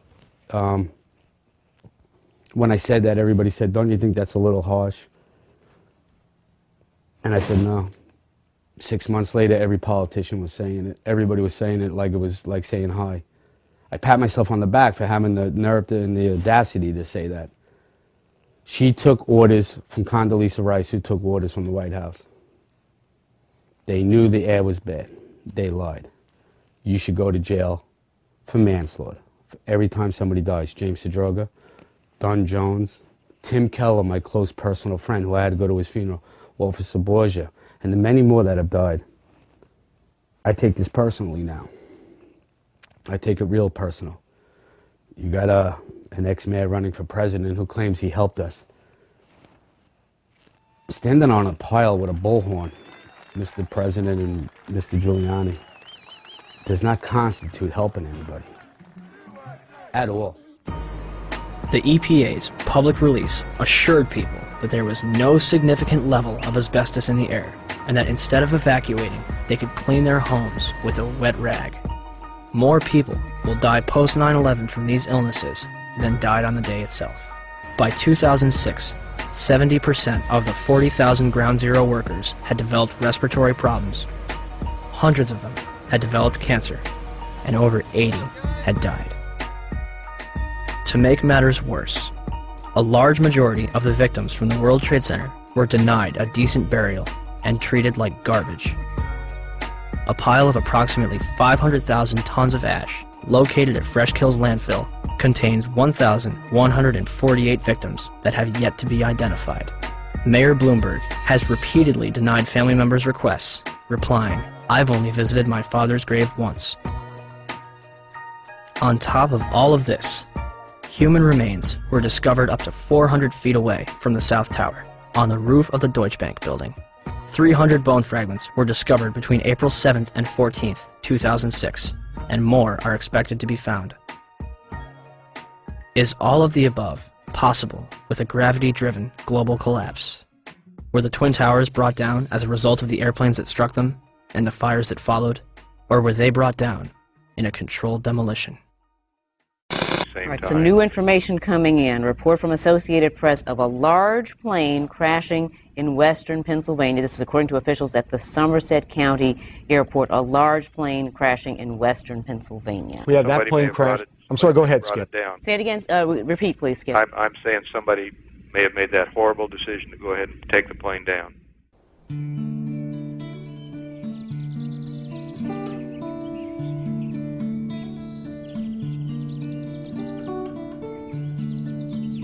(10:03 a.m.) Shanksville, Pennsylvania.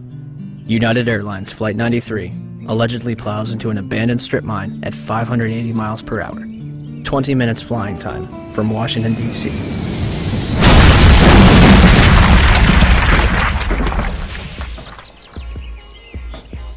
Originally, the official story is that passengers on board the plane overthrew the hijackers and sacrificed themselves to prevent further casualties.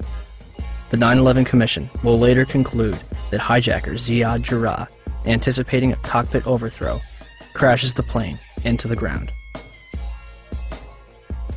Debris from Flight 93 was found considerable distances from the crash site. The debris here is spread over a 3 to 4 mile radius, which has now been completely sealed off and is being treated, according to the FBI, as a crime scene. This is one of those cases where the pictures really do tell the story, that sort of the most horrifying aspect of this particular crash scene is how little debris is visible. That's really all you see is a large crater in the ground and just tiny, tiny bits of debris. There has been at least one report that the investigators out there, and there are hundreds of them, as I said tonight, have found nothing larger than a phone book. Well, Darren, in the last hour or so, the FBI and the state police here have confirmed that they have cordoned off a second area about 6 to 8 miles away from the crater here where this plane went down. This is apparently another debris site, which raises a number of questions. Why would debris from the plane, and they identified it specifically as being from this plane, why would debris be located 6 miles away? Could it have blown that far away? Seems highly unlikely. Almost all the debris found at this site is within 100 yards, 200 yards away. So it raises some questions. We don't want to over-speculate, of course.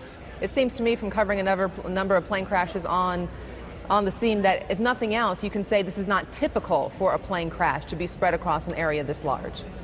It certainly doesn't make sense because most of the debris has been found in a very compact area within 100 yards, 200 yards, maybe a little beyond that. And then all of a sudden they're telling us 6 miles away they have another concentration of debris. They say it's very small pieces. Most of these are very small pieces. Most of the pieces here are no bigger than the size of a briefcase, they say, and the pieces 6 miles away maybe even smaller than that. Did they find a plane in Shanksville? Within the last hour. I want to get quickly to Chris Kanicki. He was back there just a couple of minutes ago, and Chris, I've seen the pictures. It looks like there's nothing there except for a hole in the ground. Basically, that's right. The only thing you could see from where we were was a big gouge in the earth and some broken trees. From where we could see, there wasn't much left. Any large pieces of debris at all? No, there was nothing that you could distinguish that a plane had crashed there. Smoke, fire? Nothing. It was absolutely quiet. It was actually very quiet. Nothing going on down there. No smoke, no fire. Just a couple of people walking around. They look like part of the NTSB crew walking around looking at the pieces. How big would you say that hole was? From my estimates, I would guess it was probably about 20 to 15 feet long and probably about 10 feet long or 10 feet wide. What could you see on the ground, if anything, other than dirt and ash? And you couldn't see anything. You could just see dirt, ash, and people walking around, broken trees. From the Somerset County coroner to the mayor of Shanksville, almost every eyewitness would remark how little of the plane and its passengers remained. But when I got there, I wondered to myself, where is it? There was just, the plane was just totally disintegrated. The only thing we didn't see were people. Nothing to indicate that there was even anybody on the plane. I remember asking a state trooper that was there to be sure, is that where the plane went down? It was so hard to tell because there was nothing around. The Pennsylvania state website puts it best. It is difficult to believe that a 757 plunged into the ground with such force that the plane literally disintegrated and created a still, smoldering crater. Is there any historical precedent for a commercial airliner disintegrating upon impact. The emergency services realize their task is hopeless. John Heavey and his team confront the horror of the scene. The twisted wreckage of 191 lies scattered for hundreds of meters. Debris had smashed into the trailer park, destroying 5 homes. In 1988, Pan Am 103 exploded in mid-air over the town of Lockerbie in Scotland, killing 270 people. Terrorists checked a bag containing a bomb into the hold, but didn't board the plane. The sea below them is on fire.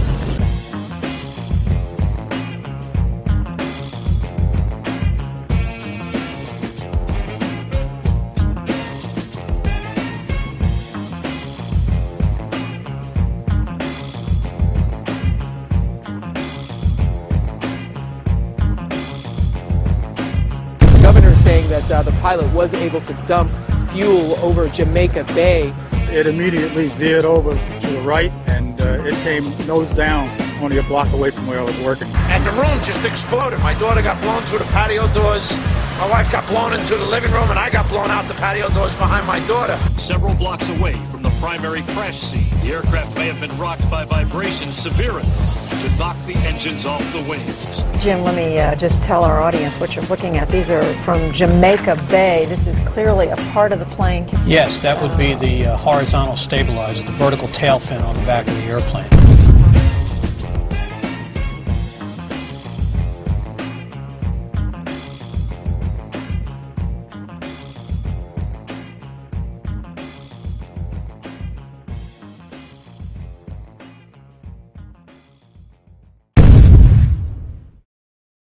In 2006, during the trial of Zacarias Moussaoui, the FBI managed to provide a multitude of evidence that appears to have survived a catastrophic crash in near pristine condition. Among the exhibits were a red bandana, a Kingdom of Saudi Arabia driver's license, John Talignani's driver's license, and flight attendant Cece Lyle's personal effects, including her driver's license and Marriott hotel card. Although a 757 managed to obliterate itself upon impact, paper and fabric managed to survive without a scratch. They also released pictures of an engine and 2 pieces of fuselage. It is not specified where those were found. Once again, the FBI stepped in to supervise every aspect of the investigation. They repeatedly denied family members' requests to listen to the cockpit voice recorder. The FBI gave in on April 18, 2002, as long as the victims' relatives didn't talk about it. And for some reason, the last 3 minutes were unaccounted for. No explanation has been given. Even after Zacarias Moussaoui's sentencing, the actual cockpit voice recorder has yet to be released. The 9/11 Commission concludes that the military was not informed of Flight 93 until 10:07, minutes after it had crashed. We heard the explosion. Actually, our power had gone off, and then we felt a tremor. We had just gotten up, and the next thing I know, it sounded like a missile came across our house. I mean, they were going that fast. It was flying. It was coming from that direction. I have no idea what it was. Oh no, it wasn't. It wasn't the aircraft that crashed. No, it's hard for me to believe that they did not know about that aircraft until 10:07. That's difficult for me to believe. Despite the discussions about military assistance, no one from FAA headquarters requested military assistance regarding United 93, nor did any manager at FAA headquarters pass any of the information it had about United 93 to the military. A year after 9/11, military officials were telling an entirely different story, that Flight 93 was being tracked. In the Pentagon Command Center, there's a report of another hijacked plane, United Airlines Flight 93. We received a report from the FAA that Flight 93 had turned off its transponder, had turned, and was now heading towards Washington, D.C. The decision was made to try to go intercept Flight 93. The rules have changed. We could do something about it now. Colonel Bob Marr is in command at the Northeast Air Defense Sector base in Rome, New York. The words that I remember as clear as day was, "We will take lives in the air to preserve lives on the ground." Marr orders his air controllers tell the pilots to intercept Flight 93. United Airlines Flight 93 will not be allowed to reach Washington, D.C. The closure time came and went, and nothing had happened. So you can imagine everything was very tense. Flight 93 is about 175 miles north and west of Washington, flying over Somerset County, Pennsylvania.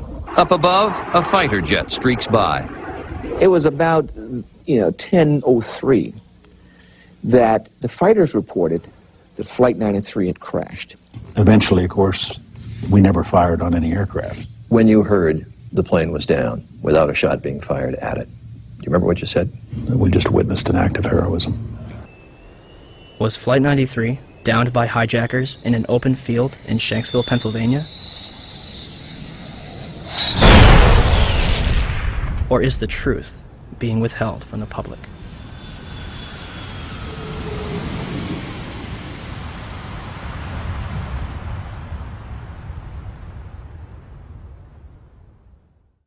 I want to tell you that we are getting word from New York right now that another building has collapsed. I understand that this is a 47-story building. It's Building 7 of the World Trade Center, we understand, has collapsed in New York, and there you saw a video of it. Now, whether we don't even know whether this was something that was engineered for safety reasons or it just happened. For the third time today, it's reminiscent of those pictures we've all seen too much on television before, when a building was deliberately destroyed by well-placed dynamite to knock it down.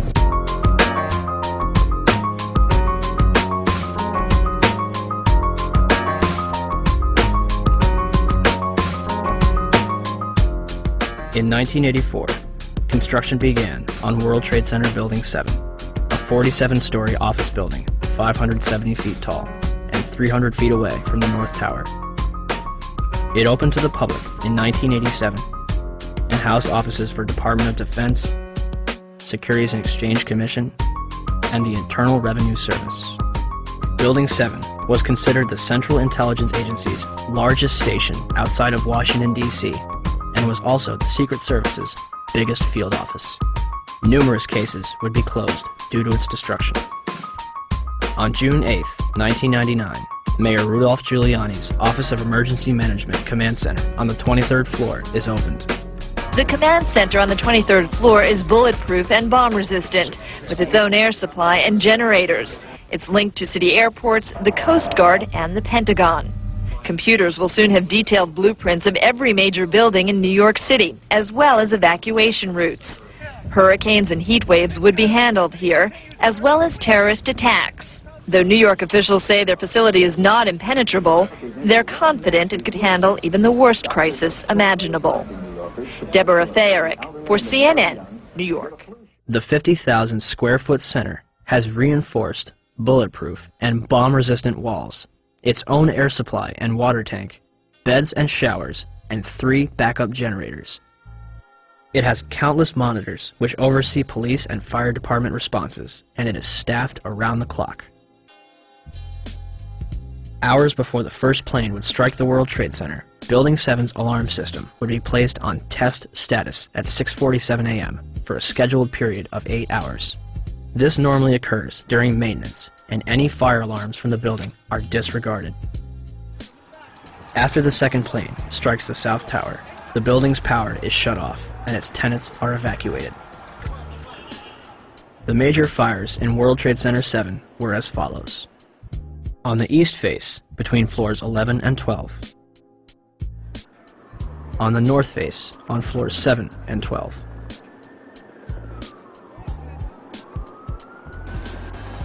On the west face, between floors 29 and 30.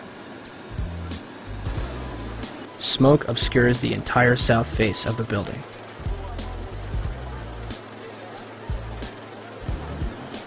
By 3 p.m., Chief Daniel Nigro of the FDNY had set up a collapse zone around Building 7. After 4 p.m., news outlets began reporting that the building had collapsed. We are getting information now that one of the other buildings, Building 7 in the World Trade Center complex, is on fire and has either collapsed or is collapsing. We've got some news just coming in, actually, that the Salomon Brothers building in New York, right in the heart of Manhattan, has also collapsed. Now, more on the latest building collapse in New York. You might have heard a few moments ago I was talking about the Salomon Brothers building collapsing, and indeed it has. Apparently that's only a few hundred yards away from where the World Trade Center towers were. And it seems that this was not a result of a new attack. It was because the building had been weakened during this morning's attacks. We'll probably find out more now about that from our correspondent, Jane Stanley. Presumably there were very few people in the Salomon building when it collapsed. I mean, there were, I suppose, fears of possible further collapses around the area. That's what you would hope, because this whole downtown area behind me has been completely sealed off and evacuated, apart from the emergency workers. That was done by the mayor, Rudy Giuliani. Jane, I think many of us, when we heard the news, perhaps on the radio earlier today, were completely flabbergasted by it and just couldn't comprehend it. I mean, it almost sounded too far-fetched. I was wondering what it's felt like for you being in Manhattan. Well, unfortunately, I think we've lost the line with Jane Stanley in Manhattan. Perhaps we can rejoin her and follow that up later. Where did CNN and BBC get their information, especially considering the building was still standing directly behind their reporters? The collapse of the building at 5:20 p.m. would cause speculation as to how it fell. The collapse of the main structure takes place in approximately 6.5 seconds, and the building falls symmetrically into its own footprint, barely damaging the surrounding structures. It will create a pyroclastic cloud that mushrooms down surrounding streets. Initially, it is assumed that the building's diesel tank may have been responsible for the collapse. The Federal Emergency Management Agency's report in 2002 will state that the specifics of the fires in WTC-7 and how they caused the building to collapse remain unknown at this time. FEMA does analyze the collapse of Building 7, but then they say our best hypothesis has only a low probability of occurrence. This needs further investigation, and I certainly agree with them on that. Then NIST has handed the ball. It's kind of a hot potato. Okay, NIST, you explain the collapse of World Trade Center 7, this rapid, straight-down collapse of this 47-story skyscraper. Sadly, by this time, virtually all structural steel from Ground Zero had been recycled, and no steel was recovered from Building 7 for investigation. As of this date, NIST is still working on their final report. Well, NIST decoupled the study of the collapse of Building 7 from the analysis of the collapse of the towers. So now it's sitting over here. The report on the collapse of Building 7 from NIST is long overdue. We're still waiting for it, hoping they have an explanation. We are looking at it. There's actually a very good write-up recently from Controlled Demolition Experts, which you probably ought to read. We haven't finished the investigation yet, so I'm not at liberty to talk about any intermediate findings. The collapse is assumed to be caused by a combination of fire and structural damage. Did any other surrounding buildings suffer a complete collapse at near freefall speed? Building 3, a 22-story building directly below the Twin Towers, was split in half by the South Tower's collapse. Although the building was severely crushed by falling debris, the structure remained standing. Building 4, a 9-story building east of the South Tower, was almost completely destroyed. The remaining structure did not collapse. Building 5, a 9-story building east of the North Tower, suffered from severe fires and structural damage. Building 6, an 8-story building between the North Tower and Building 7, suffered a giant gouge in its roof and severe fires. Neither Building 5 or 6 suffered global collapse. Neither did the Deutsche Bank building, which stands to this day and is currently being demolished beam by beam. Neither did the Millennium Hotel across the street. Building 7 burns over a number of floors and suffers structural damage to its south face before collapsing completely to the ground. Did anything occur inside the building that might cause a collapse? We started walking down the stairs. We made it to the 8th floor. Big explosion. Blew us back into the 8th floor. And I turned to Hesh. I said, this is it. We're dead. We're not going to make it out of here. And we have Frank Uciardo back on the phone with us, Brenda, with some New York City officials. Frank, go ahead. That's right. I'm standing here right now just off Broadway by City Hall with Michael Hess, who is the city's corporation counsel. Mr. Hess, you were trapped in, I believe, 7 World Trade Center. Go ahead, sir. Yes, I was. I was up in the Emergency Management Center on the 23rd floor, and when all the power went out in the building, another gentleman and I walked down to the 8th floor where there was an explosion, and we've been trapped on the 8th floor with smoke, thick smoke all around us for about an hour and a half. But the New York Fire Department, as terrific as they are, just came and got us out. Their experience is mentioned by NIST's interim report on Building 7. However, the authors claim it is the collapse of the North Tower. The glass on the ground floor was not even blown out. Would debris and smoke rushing up the stairway be described as an explosion?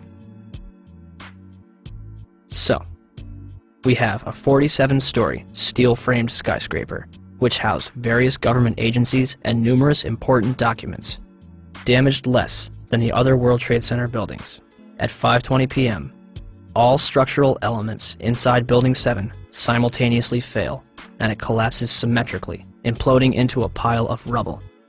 This building had 81 columns, 24 core and 57 perimeter, running from the basement to the roof. For the building to have collapsed the way it did, all 81 of these columns had to collapse simultaneously. Could fires on a few floors have heated up all these columns to the breaking point at the same time? Let's ask the 9/11 Commission. Governor Keane, may I ask another question, please?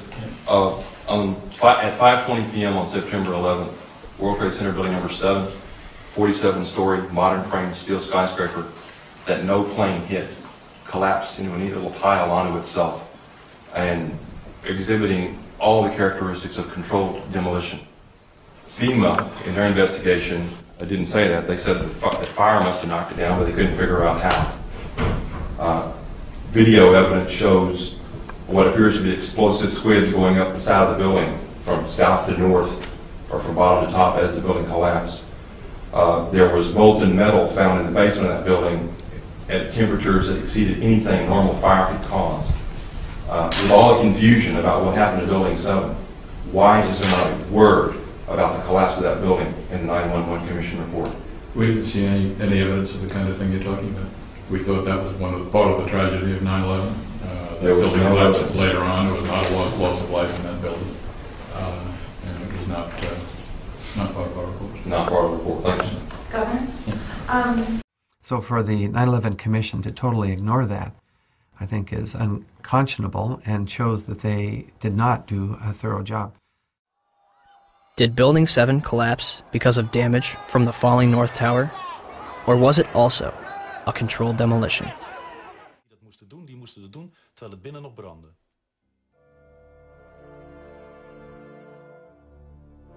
Ja, dat is vreemd. Dat is vreemd. De reactie op de beelden die we laten zien is onbevangen. Zie je vanaf boven gaan? Nee, je gaat vanaf onder. Die gaat vanaf onder, ja. Toch? Ja. Ze hebben gewoon kolommen weggeblazen. Er is nagesprongen. Dit valt anders dan het World Trade Center. Vind je niet dan? Ja, je ziet het, de onderste verdiepingen gaan eerst. Ja, en de rest zakt er gewoon in. Dus dit is controlled demolition. Zeker weten? Zeker weten. Er is nagesprongen. Dit is in opdracht gebeurd. Dit heeft een team gedaan van experts. Maar dit is ook op 11 september gebeurd. Dezelfde dag? Dezelfde dag. Dezelfde dag? Weet je dat zeker? Ja.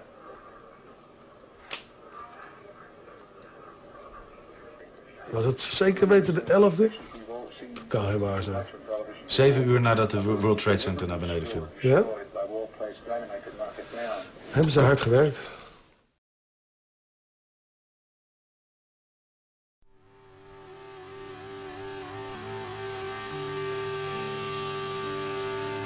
In the aftermath of 9/11, citizens and politicians alike would demand that steps be taken to ensure such attacks never happen again. In late January 2002, Senate Majority Leader Tom Daschle receives calls from both President Bush and Vice President Dick Cheney, urging him to limit the investigation to the House and Senate committees. The administration would continue to oppose the investigation until November 2002, when Congress creates the National Commission on Terrorist Attacks upon the United States to make a full and complete accounting of the circumstances surrounding the attacks. Democratic leaders concede several aspects after the White House threatens to create the commission by executive order, giving themselves considerable control. President Bush officially signs it into law November 27, 2002, and names Henry Kissinger as chairman of the 9/11 Commission. The Chicago Tribune puts it best. Kissinger is known more for keeping secrets from the American public than telling the truth. On December 13, 2002, Kissinger resigns from the 9/11 Commission, due mostly to a congressional demand that he disclose his private business clients. It would later be revealed that Kissinger was a chief advisor to the Bush administration regarding the Iraq War, a lie which has now cost more American lives than 9/11 itself. Thomas Kean and Lee Hamilton are named as chairman and vice chairman of the 9/11 Commission. By December 16, 2002, the 10 initial members of the 9/11 Commission have been appointed. Onto the stage.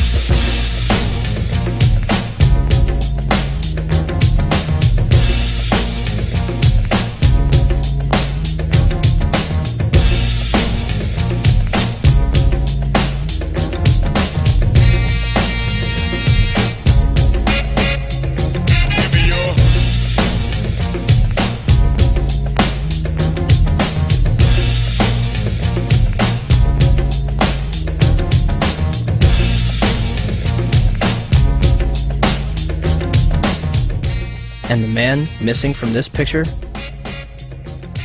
Philip Zelikow, Executive Director. He would shape both the commission and its final report.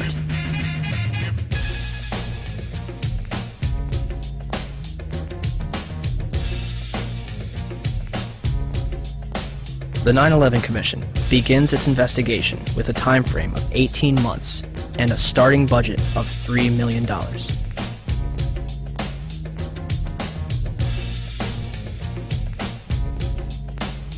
January 27, 2003. The 9/11 Commission holds its first hearing in Washington, D.C. Vice Chairman Lee Hamilton will claim a few days later, "We're not interested in trying to assess blame. We do not consider that part of the Commission's responsibility." March 26, 2003. The Bush administration denies the Commission's request for an additional $11 million in funding.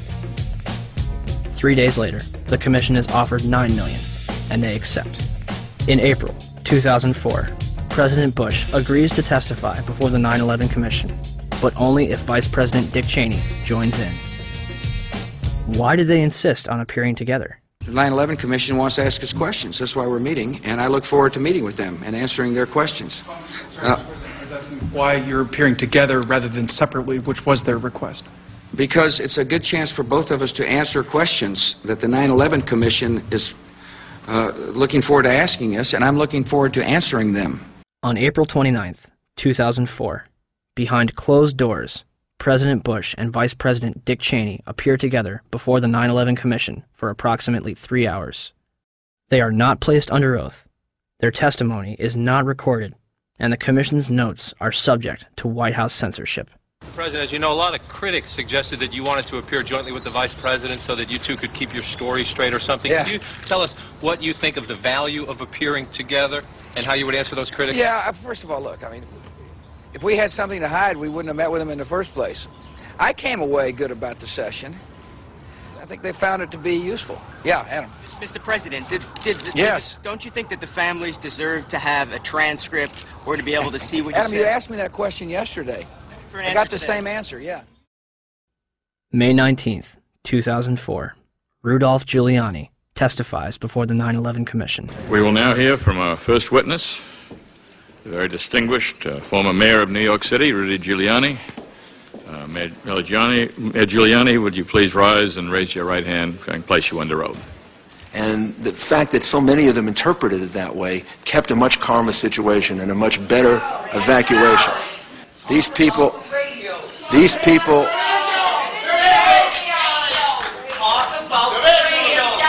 would please ask.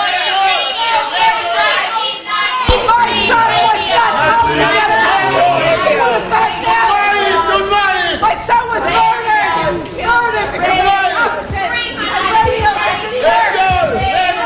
We're simply wasting time at this point. It should be used for questions. Please.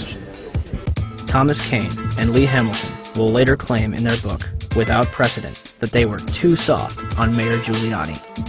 One of the questions they failed to ask was who warned him that the South Tower was going to collapse. Mr. Mayor, can you hear me? I can, Peter. Are you talking about did you go immediately to the Office of Emergency Management? I went down to the scene and we set up headquarters at 75 Barclay Street, which was right there with the police commissioner, the fire commissioner, and we were operating out of there when we were told that the World Trade Center was going to collapse. And it did collapse before we could actually get out of the building. Who didn't warn everyone in the building? I admire that greatly, and I think that may Dead. very well be one of the reasons for your leadership and your cooperation with this commission. Let's ask the real question.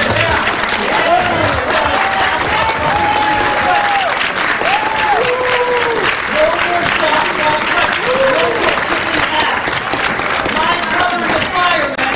I want to know why 300 firemen died. And I've got some real questions. Let's ask some real questions. Is that unfair? The 9/11 Commission would release its final report on July 22nd, 2004, and closed its doors on August 21st. So the 9/11 Commission was a cover-up. The question is what it was covering up.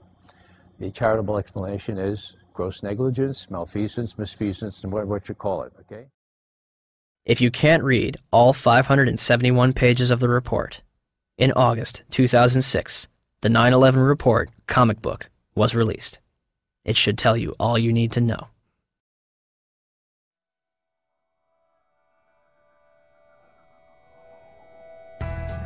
On the morning of September 11th, 19 Arabs boarded 4 commercial airliners at 3 different airports and crashed them into the World Trade Center and the Pentagon, with 0 military intervention. Or, we have been and continue to be lied to about the events of September 11th, and that elements within the United States government and mainstream media continue to cover up the truth. These are the same people that lied about weapons of mass destruction. They endorsed a lie that's killed several 100,000 innocent people overseas. Could they also endorse a lie that killed almost 3,000 innocent people in our own country? Our entire foreign and domestic policy has been based upon the events of September 11th. It has enabled the passage of Patriot Act 1 and 2,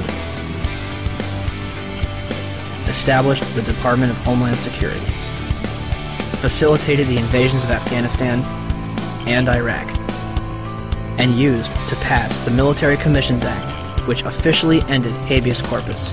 Habeas corpus in Latin means you have the body. It's a provision in the law where no one can just scoop up someone, put them in a black hole and keep them there without that person having the right to appeal to a court and say, you have the body, now what do you charge this person with and what redress does he or she have?